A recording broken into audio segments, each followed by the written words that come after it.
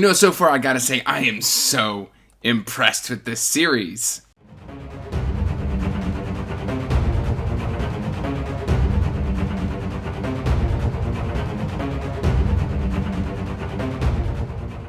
Hey everyone, welcome back to Andrew's Wizardly Reads, and today guys, we have got a book review here for you. But before we get into that book review, please like this video and subscribe to the channel, as it does help the channel grow. And you can check that description box down below for all my silly links. Link to the Wizardly Duo Discord, links to my Patreon, links to my social media, and links to my Pango books for where you can buy books that I have removed from my shelves. And that said, guys, let's jump right on in to this book review, and we are talking about The Wrathbringer. That's right, we're doing a sequel. This is book 2 in the Hellborn King by Christopher G. Brunning. And what a beautiful book it is. Guys, I am so happy. Like, I wish I'd read it sooner, because it's been on my shelf forever.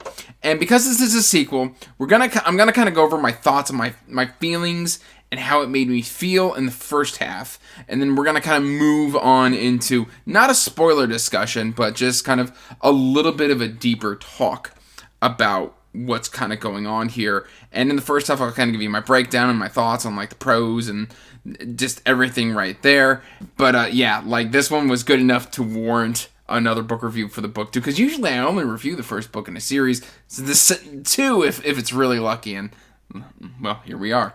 So guys, this is book 2 in the Hellborn King, and as you can tell by the big smile on my face, I loved it. I really appreciate when an author really grows with each subsequent release that I've read, and I loved the first book, aptly named The Hellborn King, and in Wrathbringer, I feel like as I was reading the pages, I could just feel the author's growth.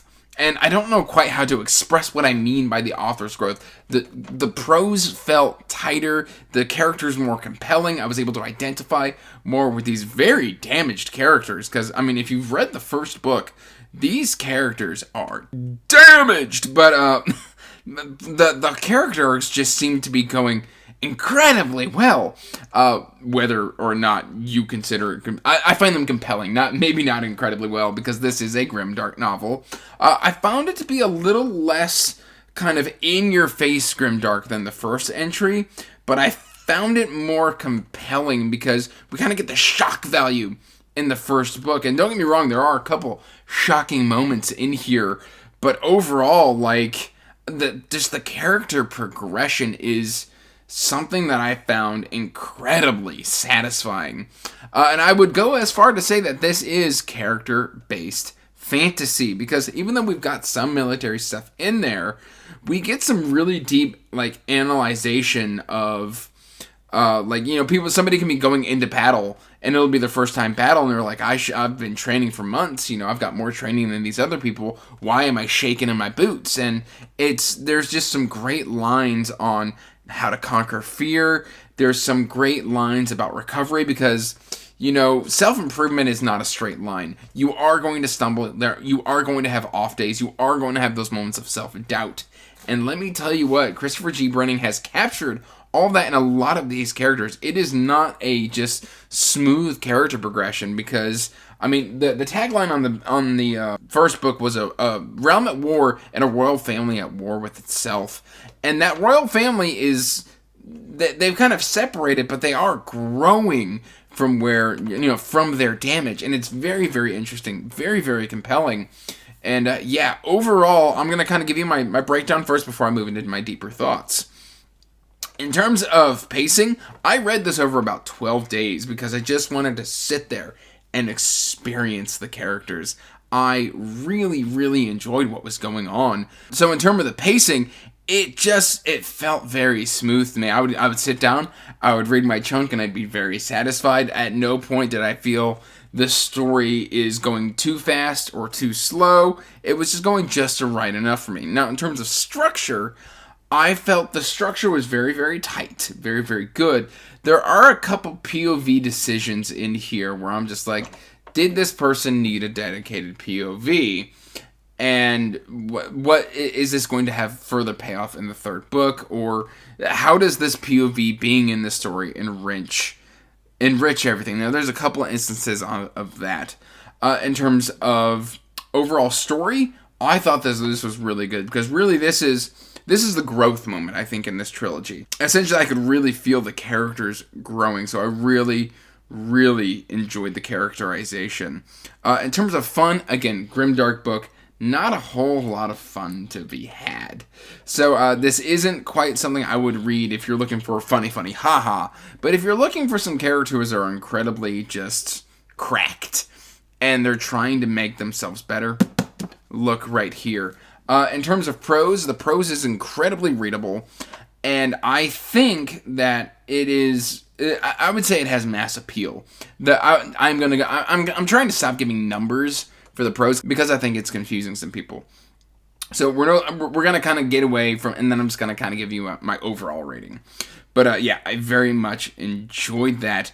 In terms of everything about the story, I think that this is every way better than it was in the Hellborn King, which is saying something, because I really enjoyed Hellborn King, and I think that the author has grown and put out an even better book. I think this is the Empire Strikes Back of the Hellborn King saga. So whether or not that's a trilogy or what's going on, the second book is actually better than the original, which no middle book slump detected, or no second book slump detected, I guess. So overall, my rating here is going to be very, very high. Out of 10, which I think gives you a better understanding instead of a 5 system, I would give this probably an 8.5 out of 10. Very enjoyable story if you like this dark, twisted, character-based fantasy. Now, just some of my deeper thoughts. We are going to kind of move into what some characters are doing and where I think the story's going. This is not really spoiler, but I've kept everything really vague right up until now. One of the things that I love here is we get a lot more of Titan's, or Bradshaw, just Bradshaw's kind of POV here than we did in the first book. He was there, but not quite. And I like to see him kind of, when we meet him, he's down on his luck, and then he goes on and gets captured very early on in the book. I don't consider that a spoiler. And he is brought back to face, to answer for his indiscretions to the Order of the Black Thorns. And I thought that was very compelling. Madeline at the end of the first book, like, if you know that scene that I'm talking about, my eyes got very wide. I did not think that Madeline was going to be a usable or compelling or interesting character in this book because of what happens. Essentially, she is brutally assaulted at the end of the first book, and when she starts this book, she is very much pregnant with an unwanted child, which is a very, very heavy theme, and I did not know how her character was going to play out. And to see how people rallied around her was not only heartwarming, but also just watching her use her anger to fight back and to take back some modicum of revenge for what happened is it was just awesome. Dare I say badass. Like, it was just cool. Gabriel has had some of the best character growth, I think, overall here, because, when we meet Gabriel in the first book, he's just the spoiled prince, raging drunk type of deal. He's not really good for anything.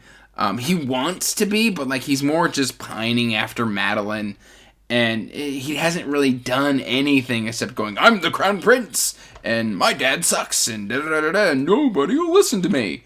And we kind of see some growth in book 1, but here in book 2, he's that character I'm talking about, where we get those ups and those downs, but overall it's moving in an upward projection, but it may just go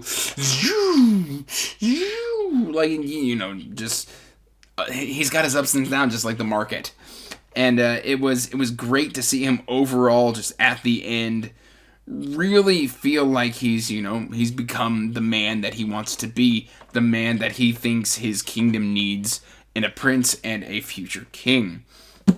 Now, Lucetta is a very interesting character, just because Lucetta starts out with the best intentions, and then she's the perfect example of how one thing leads to another, and with that one thing leading to another, just kind of how you can get this snowballing effect to where you end up in a place you did not see happening. You become the villain that you were ended up like fighting against. And so just some of the twists and the turns and the decisions and the way things are working out for her, I didn't see it coming.